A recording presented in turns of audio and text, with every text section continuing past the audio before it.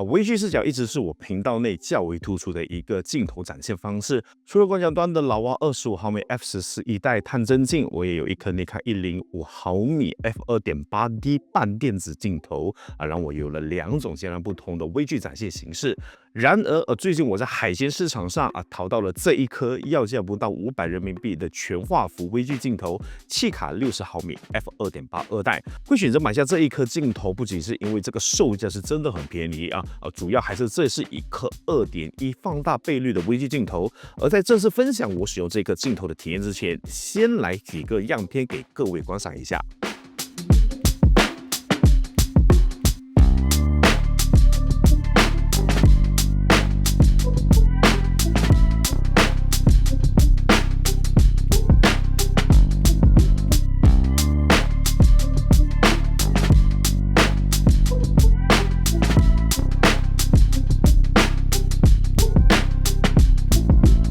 怎么样觉得它的画质表现如何呢？我只能说，以我入手的价格为标准，它的表现完全超出预期。之前用这105 2.8D 最大的痛点就是放大倍率只有传统的1:1比例，而且在需要大光圈配合 4K 超高清拍摄时，画质肉眼可见的有些撑不住了因此我需要一颗放大比例更大同时在大光圈下的画质仍然可用的镜头西卡的这一颗60毫米算是达标了。2:1的放大比例自然是我选它的最主要原因。在最近对焦只有16厘米左右的距离下哪怕焦距只有60毫米它的微距震撼程度也比起105 f2.8D 明显多出不少简直是完全不同的体验至于大光圈下的画质虽然说不上是极致锐利，但在 4K 视频里绝对是算得上是及格不至于发肉让我能够更加大胆的全开 f2.8 光圈去拍摄同时保持观感不错的清晰度。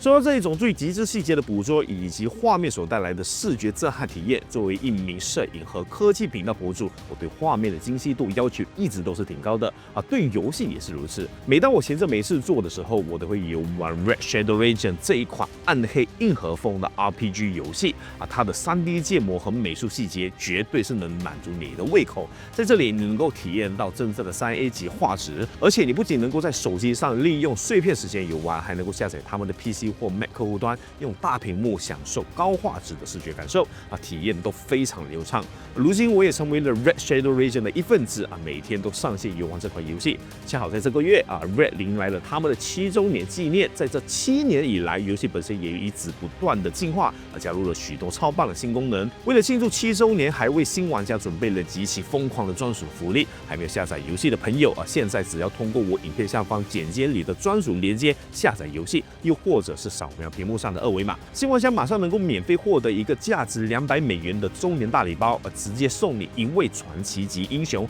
吞噬者克勒阔玛另外还能够输入 Red7 兑换码，还能够获得多一位传奇英雄胜利者佩罗普斯，并且当你达到25级时，还能够再获得一位史诗级英雄隐士加拉坡。如果你更加喜欢无敌的防御性角色，新玩家也可以在下载后的前48小时内输入 UD King 来免费获取另外极品传奇英雄终极死亡骑士。只希望我在刚开始玩的时候也能够拿到这些超强英雄当然现有的老玩家也别羡慕每天登录输入这2组兑换码也能够领取满能量经验值药水和海量银币等丰厚资源同时也欢迎各位在游戏内加入到我的公会 KKMY 来让我们一同感受这款游戏的魅力同时我们把焦点放回这一颗契卡60毫米微距镜头上。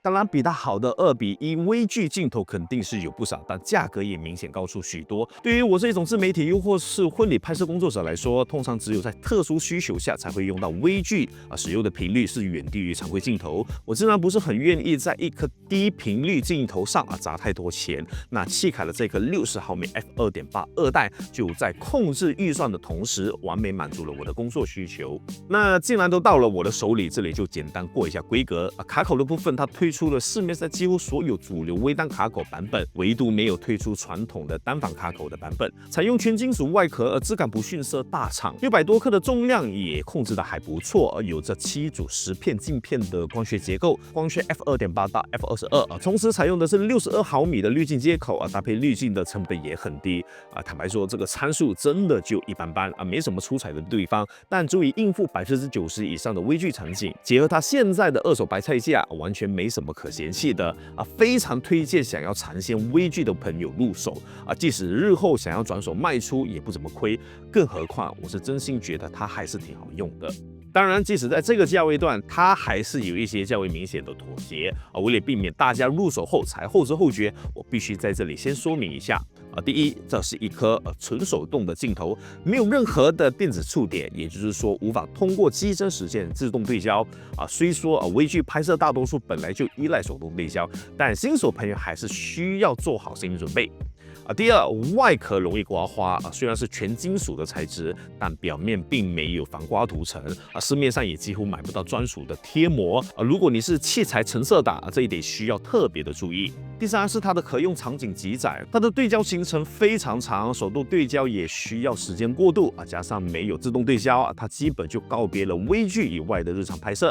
最后一点也是比较遗憾的，也是我认为最明显的缺陷，就是当对焦接近无限远时画面会出现明显的暗角万一你遇到突发状况想要拿它临时客串一下常规镜头抓拍它几乎是无法胜任的。以及在逆光场景下，它的光耀也非常的明显，而且光斑也不是很好看不适合作为逆光场景用途虽说缺点并不少，但如果你单纯只是拿它来拍摄微距上述的槽点几乎都是可以无视。在画质与放大倍率的结合上，它的表现已经远超我购买它的价格如果你和我一样不需要追求极度完美的微距艺术作品只是需要为视频或是在整组照片中增加一些微距的画面组合这个镜头非常值得的推荐特别是在二手价格几乎探底的今天，有微距需求买它基本上是不用担心亏钱的。以上就是本期在我频道内极其少有的摄影镜头分享节目了。你们觉得这期内容如何呢？对哪一些镜头或摄影相关的内容感兴趣，希望我进一步分享的，欢迎在评论区留言交流。最后，感谢你看到最后如果喜欢我的影片，也别忘了订阅我的频道，并打开旁边的小铃铛，这会对我有很大的帮助。感谢您的收看，我们下期节目再见。